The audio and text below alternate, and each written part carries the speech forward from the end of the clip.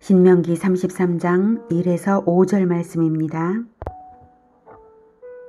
33장. 하나님의 사람 모세가 죽기 전에 이스라엘 자손을 위하여 축복함이 이러하니라. 그가 일렀으되 여호와께서 시내산에서 오시고 세일산에서 일어나시고 바란산에서 비추시고 1만 성도 가운데에 강림하셨고 그의 오른손에는 그들을 위해 번쩍이는 불이 있도다. 여호와께서 백성을 사랑하시나니 모든 성도가 그의 수중에 있으며 주의 발 아래에 앉아서 주의 말씀을 받는도다. 모세가 우리에게 율법을 명령하였으니 곧 야곱의 총회의 기업이로다. 여수론의 왕이 있었으니 곧 백성의 수령이 모이고 이스라엘 모든 지파가 함께한 때에로다. 르우벤은 죽지 아니하고 살기를 원하며 그 사람 수가 적지 아니하기를 원하나이다. 유다에 대한 축복은 이러하니라.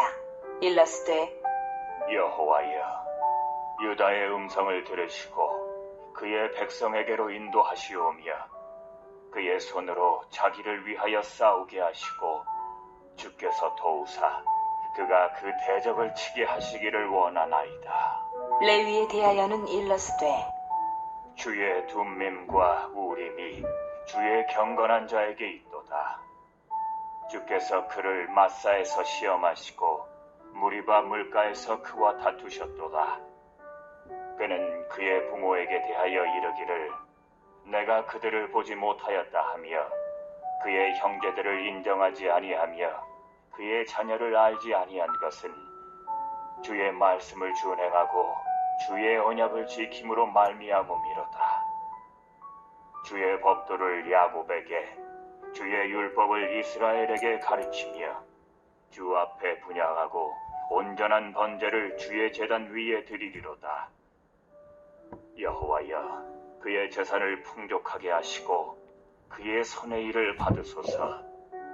그를 대적하여 일어나는 자와 미워하는 자의 허리를 꺾으사 다시 일어나지 못하게 하옵소서. 베냐민에 대하여는 일렀으되 여호와의 사랑을 입은 자는 그 곁에 안전히 살리로다. 여호와께서 그를 날이 마치도록 보호하시고 그를 자기 어깨 사이에 있게 하시리로다. 요셉에 대하여는 일렀으되 원하건대 그 땅이 여호와께 복을 받아 하늘의 보물인 이슬과 땅 아래에 저장한 물과 태양이 결실하게 하는 선물과 태음이 자라게 하는 선물과 옛산의 좋은 산물과 영원한 작은 언덕의 선물과 땅의 선물과 거기 충만한 것과 가시떨기나무 가운데에 계시던 이의 은혜로 말미암아 복이 요셉의 머리에 그의 형제 중 구별한 자의 정수리에 임할지로다. 그는 첫 숫송아지같이 위엄이 있으니 그 뿔이 들소의 뿔 같도다. 이것으로 민족들을 받아 땅끝까지 이르리니 곧 에브라임의 자손은 만만이요 므낫세의 자손은 천천이리로다.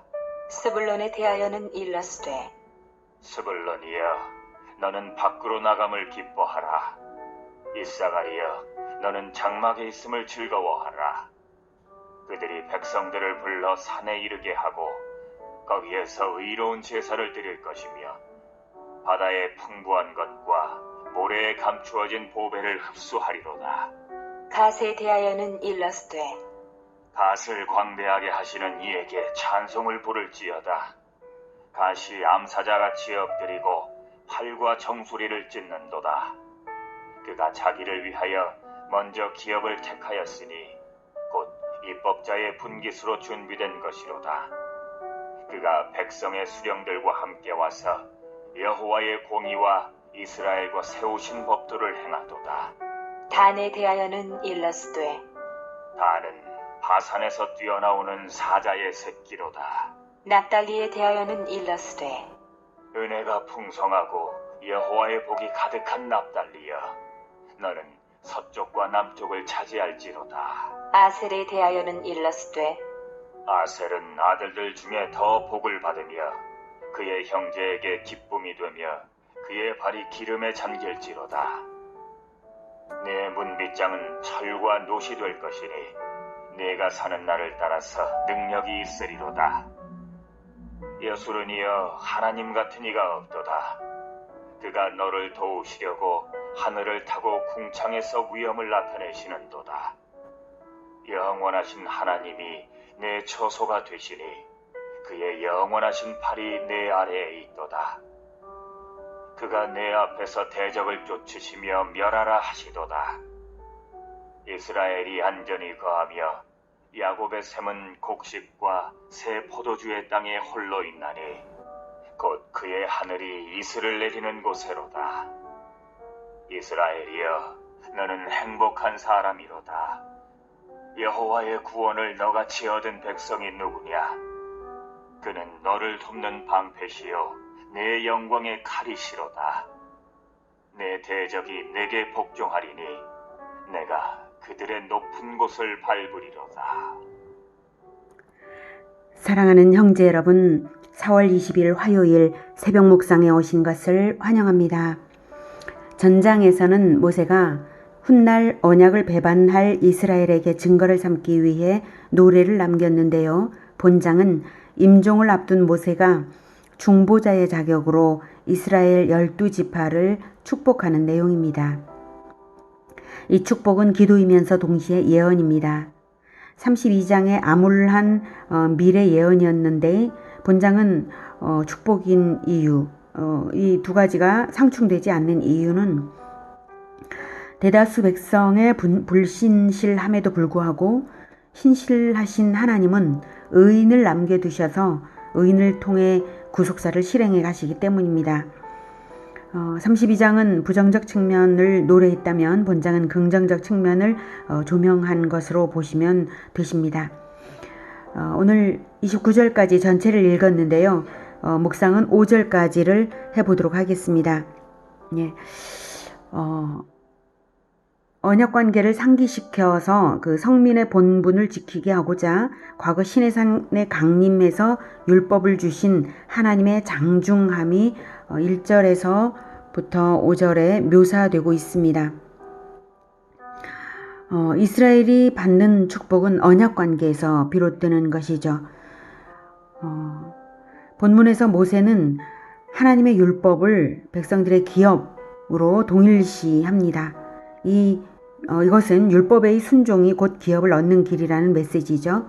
1절부터 하나님의 사람 모세가 죽기 전에 이스라엘 자손을 위하여 축복함이 이러하니라. 그가 일렀으되 여호와께서 시내산에서 오시고 세일산에서 일어나시고 바란산에서 비추시고 1만 성도 가운데에 강림하셨고 그의 오른손에는 그들을 위해 번쩍이는 불이 있도다.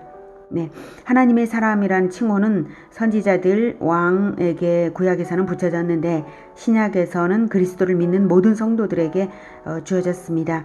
네, 하나님의 사람 모세가 이러이러했다라고 하죠. 모세오경이 모세의 기록인데요. 이 마지막 축복 부분은 아마도 여호수아 등이 추가로 기록해 넣은 부분일 것입니다. 모세가 임종 후에 기록을 했을 수도 있습니다. 2절에 보면 일어나시고 비추시고 이렇게 세일산, 시내산, 세일산, 바란산을 말하고 있죠. 그리고 하나님께서 이 산들에서 일어나시고 비추시고 오시고 일어나시고 비추시고 있는데요. 이제 바란산은 가데스 바네아의 남쪽 바란 광야의 고지대로 추측이 되고 있는 부분입니다. 여호와의 영광과 위엄의 빛이 광야의 동쪽과 남쪽 끝까지 이스라엘 백성의 회중에게 아주 장중하게 나타나셨다는 것을 아주 이미지적으로 표현을 하고 있습니다. 떠올릴 수 있도록 모세가 말을 하고 있습니다. 1만 성도 가운데에서 1만은 숫자적인 의미라기보다는 전체를 의미한다고 봅니다. 네, 하나님께서 전체 백성 가운데 장엄하게 강림하신 것이라고 볼 수 있습니다. 근데 하나님께서 오른손에 그들을 위해 번쩍이는 불을 가지셨습니다. 그들을 위해. 이 히브리어로 이 번쩍이는 불은 던지는 불, 쏘는 불이라는 의미이고요. 탈굽역 성경에는 그가 불 가운데에서 쓴 율법을 우리에게 주셨다로 번역을 합니다. 그러니까 그들을 위해, 오른손에 그들을 위해 가지고 온 것이니까 번쩍이는 불은 바로 율법 맞죠? 바로 율법이 그들에게 언약이고 언약의 증거이고 또 기업을 받을 증거인 것입니다.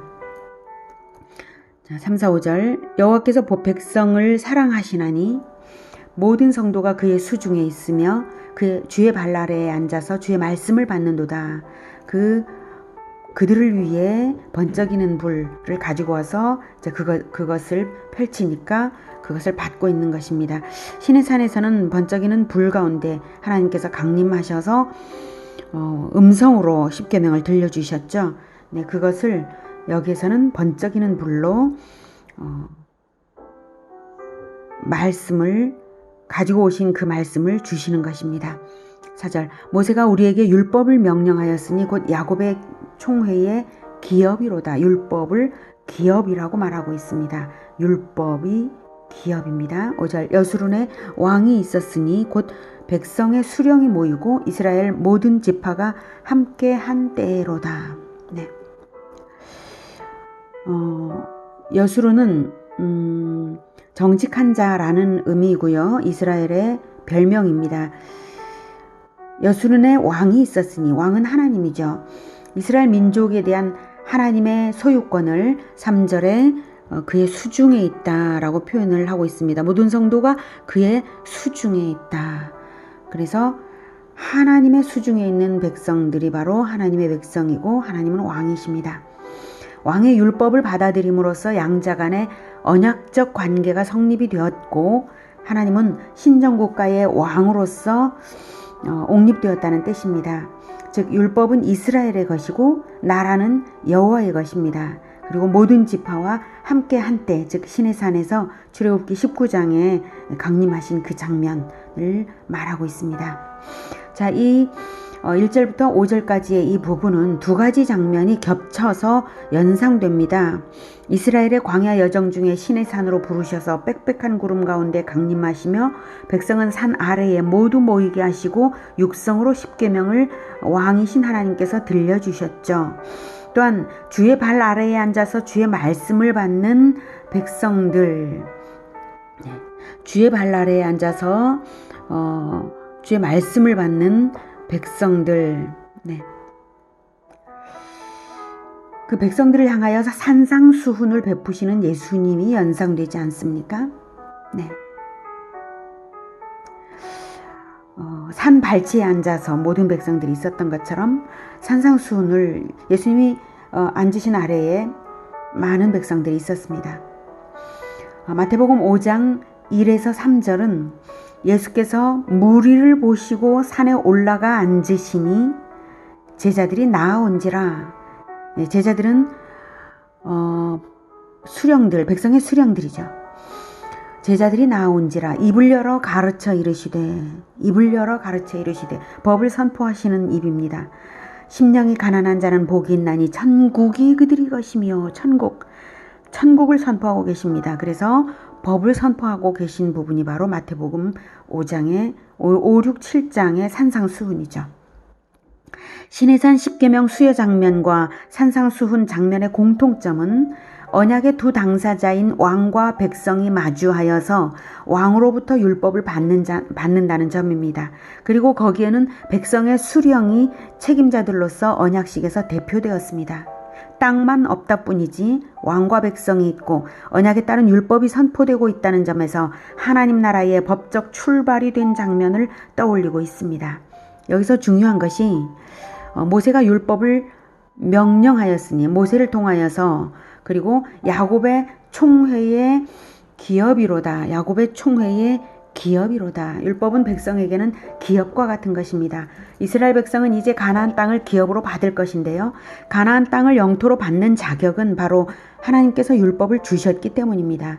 가나안 땅은 그 어느 누구도 침범하지 못할 하나님 나라의 영토가 될 것입니다. 그렇다면 산상수훈을 받은 그리스도인들에게도 영토가 주어져야 할 것입니다. 바로 새 하늘과 새 땅이죠.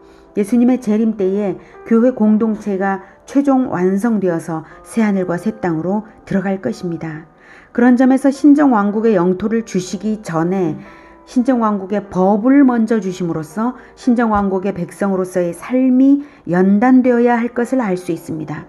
즉 새하늘과 새 땅이 영토로 주어지기까지 아직 도래하지 않은 것이므로 천국은 창조 과정 중에 있다고 본다면 백성 역시 율법을 먼저 받음으로써 율법 준수의 생활로서 연단 창조 과정 중에 있다고 볼 수 있습니다. 율법을 받음으로써 천국 백성으로서의 주민등록은 시작이 되었고 구원은 확정되고 시작되었지만 율법을 끝까지 버리지 않고 준수하며 믿음을 지키는 삶으로써 천국 백성으로서 성숙되는 과정을 거쳐서 최후 심판대에서 드러나게 될 것입니다. 하나님께서 율법을 주셨다는 것은 언약 백성이라는 증거이고 구원이고 은혜입니다. 율법은 곧 그런 점에서 복음인 것이고 천국 영토를 바랄 수 있는 계약서인 것입니다. 그러기에 율법은 기업입니다. 얼마나 은혜로운 것입니까? 얼마나 축복된 것입니까? 신정왕국 백성으로서의 축복은 말씀 순종, 계명 준수에 달려있는 것입니다. 6절부터는 12지파를 축복하는 내용이고요. 창세기 49장에서 야곱이 12지파에게 축복한 것이 있었는데 그것에 비해서 발전된 형태로 보완되어서 나타나고 있습니다. 이것은 계시의 점진성을 보여주는 것인데 내일부터 6절부터 야곱의 축복과 비교하면서 살펴보면 더 잘 알 수 있을 것입니다. 특이한 것은 이 신명기 33장에서는 시몬 지파에 대한 축복이 없습니다. 이것은 창세기 49장 7절에 나타난 야곱의 저주 이후에 창세기 49장 7절에는 시몬 지파에 대한 저주가 있습니다.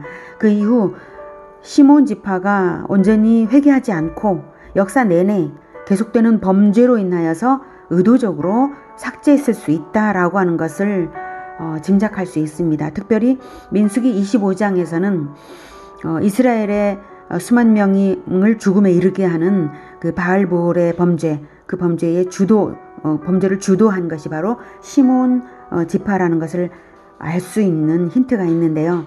그런 것들을 볼 때에 시몬 지파의 누락이 굉장히 인상적이면서 또한 안타깝습니다. 시몬 지파는 지파의 훗날 가나안 땅에 들어갔을 때에도 전부 모든 지파가 땅을 분배받았고 시몬 지파도 분배받았는데요. 시몬 지파는 지파의 특성을 잃고 고유한 성읍에서 살지 못했습니다. 그것은 시몬이 일반적 축복에는 참여했지만 결국 개별적인 축복에서 누락이 되었다, 배제되었다라고 하는 것을 알 수가 있습니다. 하나님은 축복을 주셨지만 시몬이 자격을 잃었고 결국 그것을 누리지 못했다라고 해석이 되는 것이죠. 한편 요한계시록에서는 12지파의 이름 중에 단지파가 최종적으로 제외되어 있다는 점이 인상적입니다.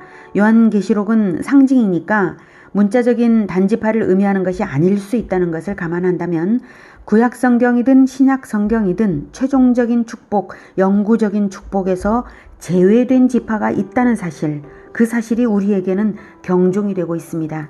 요한계시록 7장에서 확인하죠. 요한계시록 7장 3절부터를 보면 이르되 우리가 우리 하나님의 종들의 이마에 인치기까지 땅이나 바다나 나무들을 해하지 말라, 이렇게 재앙을 잠시 중단시키고 하나님의 종들의 이마에 도장을 찍습니다. 4절 내가 인침을 받은 자의 수를 들으니 이스라엘 자손의 각 지파 중에서 인침을 받은 자들이 14만 4천이니 라고 해서 그 14만 4천을 각 지파에서 이제 확인하는데요. 유다 지파의 인침을 받은 자가 1만 2천이요. 루벤 지파 중에 1만 2천이요. 이렇게 하면서 쭉 1만 2천씩이 쭉 나오는데요. 갓 지파, 아셀 지파, 납달리 지파, 므낫세 지파, 시몬 지파, 레위 지파, 이사갈 지파, 스불론 지파, 요셉 지파, 베냐민 지파가 있는데 단 지파는 없습니다.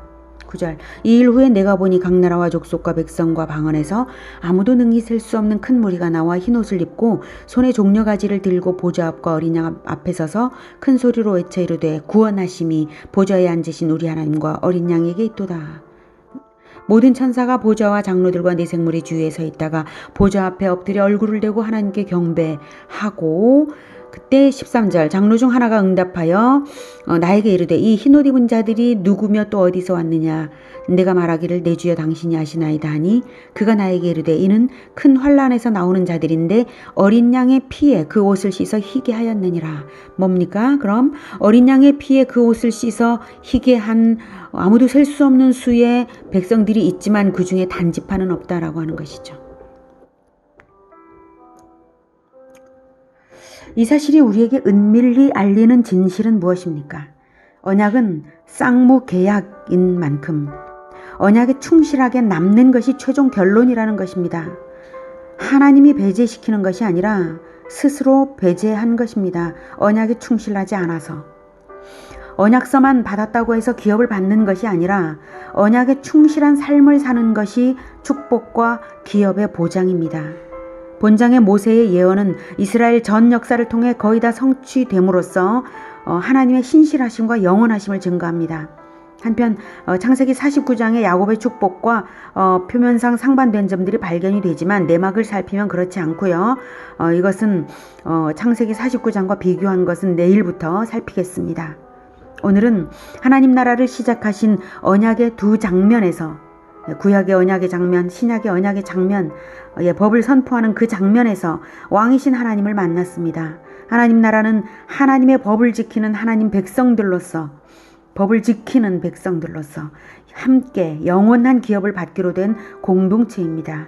그 중에 한 사람도 한 가정도 낙오됨이 없이 모두가 말씀으로 연단을 받아서 새하늘과 새 땅을 바라며 끝까지 언약 백성으로 남아서 나타나기를 축복합니다. 기도하겠습니다.